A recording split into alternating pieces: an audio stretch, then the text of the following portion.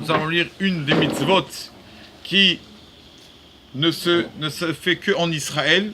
C'est la mitzvah de la Shemitah. C'est quoi la Shemitah? C'est quoi cette mitzvah? C'est quand une personne a un champ en Israël. Alors la 7e année, donc bien sûr il travaillait tout ça, mais la 7e année, le champ, on reposait le champ.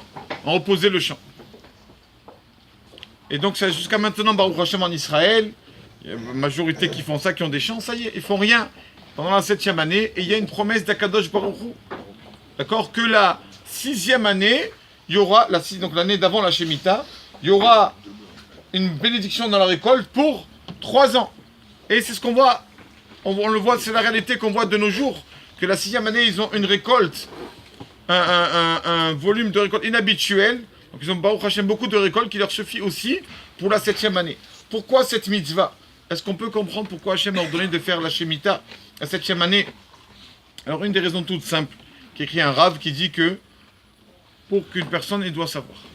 C'est vrai qu'une personne, c'est lui qui fait, c'est lui qui travaille, c'est lui qui se lève, c'est lui qui va au bureau, c'est lui qui essaye de faire des rendez-vous, etc. Mais il ne faut pas qu'il oublie que qui lui donne cette force de travailler et d'étudier et tout ça, c'est Hachem, c'est Akadosh Baruch Hu. Et pour qu'une personne n'oublie pas ça, la 7e année, je dis écoute, ne travaille pas, arrête de travailler.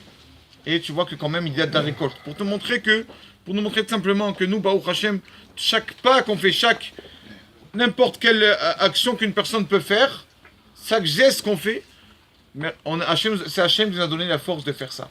C'est pour ça qu'on arrête la 7e année. On dit Hachem, on voit que c'est toi qui nous donne la force de tout faire. Il y avait un papa qui a marié ses 10 enfants dans la ville de Bnei Brak. Et quand on arrive au Shabbat, Ratan, au Shabbat de mariage du 10e enfant, il y a le papa qui se lève et qui veut parler à Seuda Shlishit. À la fin du Shabbat, l'apothéose, Seuda Shlishit, c'est l'apothéose. La 3e Seuda du Shabbat, c'est la sortie du Shabbat. Il leur dit, mes amis, Mazal Tov à toute la famille du marié, de la mariée, je voulais vous dire tout simplement que Hachem, Akadosh Baruch Hu, ne m'a pas aidé pour marier mes enfants. Ils ont dit, bon, peut-être qu'il a bu un peu pendant la Seuda. Qu'est-ce qui t'arrive? Il a dit, non, je redis, je pèse mes mots. Hachem ne m'a pas aidé pour marier mes enfants. Et sa femme qui lui a dit, qu'est-ce qui t'arrive? Qu'est-ce qui t'arrive? Hachem, on a les 10 enfants, on a des petits-enfants. Toi, tu dis, Hachem ne m'a pas aidé. Alors, il leur a expliqué ce qu'il voulait, le message qu'il voulait transmettre. Quand j'ai quelque chose, quand je fais une action et que je dis à quelqu'un, aide-moi à faire ça.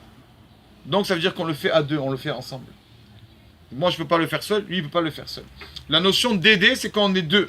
Il a dit, mais quand je dis Hachem m'a aidé, ça veut dire que je l'ai fait, Hachem l'a fait et moi aussi. Hachem n'a pas besoin de moi, le bon Dieu n'a pas besoin de moi. Il a fait tout seul, c'est lui qui a fait tout seul, Hachem. Il n'avait pas besoin de mon aide. Ça, ce que je voulais dire, Hachem ne m'a pas aidé. Il a fait tout seul. On n'était pas deux à faire la chose. Donc c'est pour ça qu'on fait la mitzvah de la Shemitah. C'est une base de la Torah qu'on a tous les jours. De dire tout simplement, j'ai pu faire ça, Baruch Hashem. Je suis arrivé à la maison en bonne santé, Baruch Hashem. J'ai pris l'autoroute, c'est rien passé, tout Baruch Hashem. Merci mon Dieu. C'est la mitzvah de la Shemitah. Ne pas oublier de remercier Akadosh Baruch Hu et de savoir que toute la force qu'on a pour avancer dans la vie, ça vient de lui. Baruch Adonai Leolam.